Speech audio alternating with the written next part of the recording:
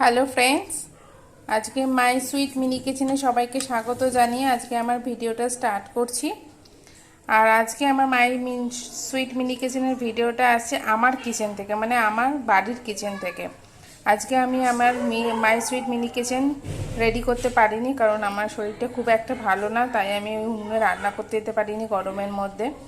তো আজকে কি রান্না করছি সেটা দেখিয়ে দিই।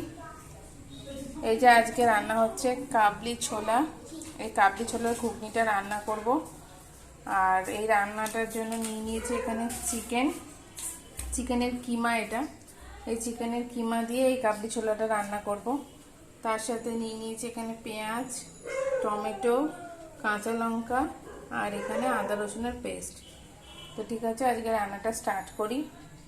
তাহলে এখন কাবলি ছোলাগুলোকে আমি প্রেসার কুকারের মধ্যে দিয়ে দিই।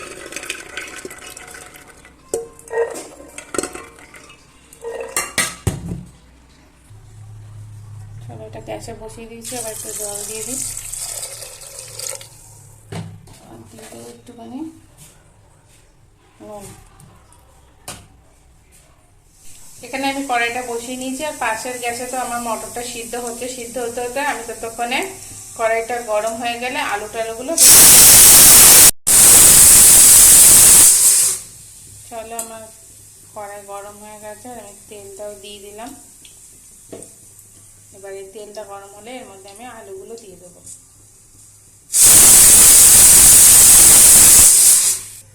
চলো, এখানে আমার তেলটা গরম হয়ে গেছে।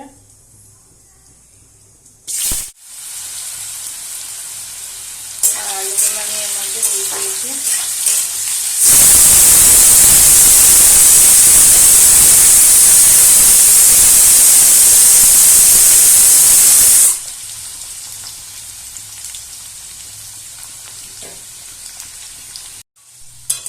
আলুগুলো আমাদের লাল লাল ভাজা হয়ে গেছে। এবার আলুগুলো আমি তুলে ফেলবো কড়াই থেকে।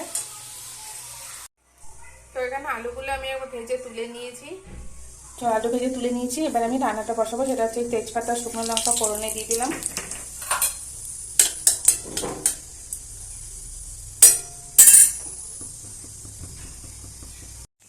চলো, শুকনো লঙ্কা তেজপাতা ফোড়নে দিয়ে এবার আমি পেঁয়াজগুলো দিয়ে দেবো।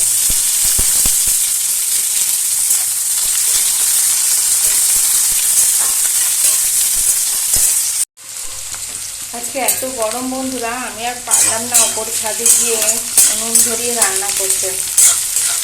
তো আজকে আমি তোমাদের সাথে এইখানেই রান্নাটা শেয়ার করছি, তোমরা দেখো।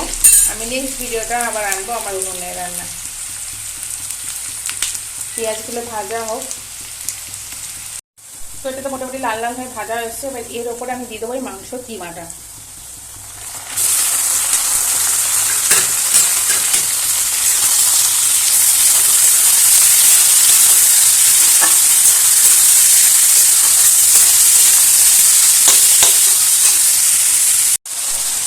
তো এটা তেলের মধ্যে তো মোটামুটি মাংসগুলো একটু তেলের মধ্যে ভাজা ভাজা হচ্ছে।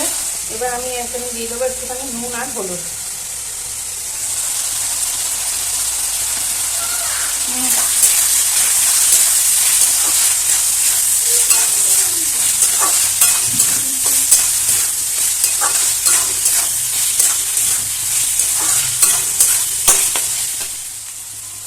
নুন হলুদ দেওয়ার পর দিয়ে দেবো টমেটোগুলো, আর দিয়ে দেবো কাঁচা লঙ্কাগুলো।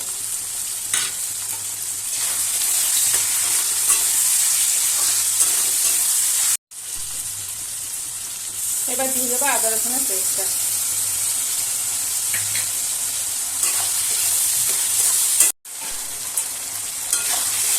আদা রসুনটা দিয়ে না ভালো করে এটাকে কষাতে হবে।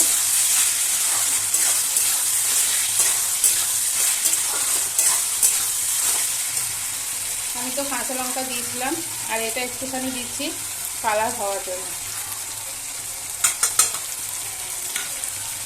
আর একটুখানি চিনি দিচ্ছি হালকা মিষ্টিটা আসার জন্য।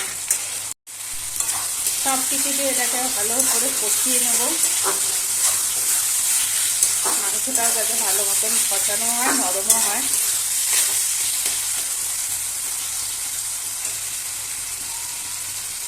একটুখানি দিয়ে দেবো এবার গরম মশলা গুঁড়ো।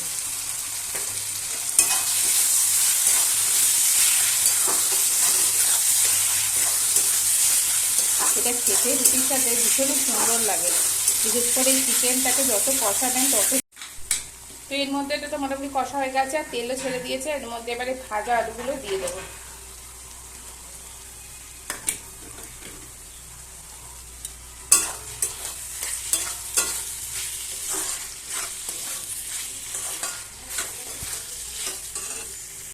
তো এটা এখন মোটামুটি একটুখানি সেদ্ধ হতে থাকুক আর একটু তেলটা ছাড়ুক ভালো মতন।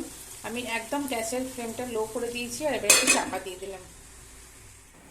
তো এখন তো মোটামুটি এটা কষানো পুরোটাই কমপ্লিট হয়ে গেছে। মাংসগুলো মোটামুটি আলু টালু সব গলে গেছে আর মাংসটাও সিদ্ধ হয়ে গেছে ঠিকঠাক কষাতে কষাতে। এবার এর মধ্যে আমি যেটা মটরটা সিদ্ধ করে রেখেছিলাম সেটা এবার এর মধ্যে দেবো, দিয়ে এবার ভালো করে এটা মিশিয়ে নেবো। মিশিয়ে নিয়ে এটা জাস্ট একটুখানি আবার জল দিয়ে রেখে দেবো, দিয়ে একটুখানি ফুটলে এবার এটা আমার রান্নাটা কমপ্লিট হয়ে যাবে। তো এখন আমার চিকেনের কিমা দিয়ে কাবলি ছোলা আমার রেডি হয়ে গেছে। পুরো রান্নাটা আমার শেষ। আর কেমন লাগলো অবশ্যই একটু কমেন্ট করে জানিও। আর এটা বাড়িতে একবার রান্না করে দেখো, ভীষণ সুন্দর লাগে খেতে। তো এখন রাত্রিবেলা আমি লুচি করেছিলাম আর লুচি দিয়ে এটা খেতে জাস্ট দারুণ লাগছিলো। তো ঠিক আছে, চলো আজকের ভিডিওটা এখানেই শেষ করছি। নেক্সট ভিডিওতে আবার তোমাদের সাথে দেখা হবে। Okay, bye, tata and good night সবাই। খুব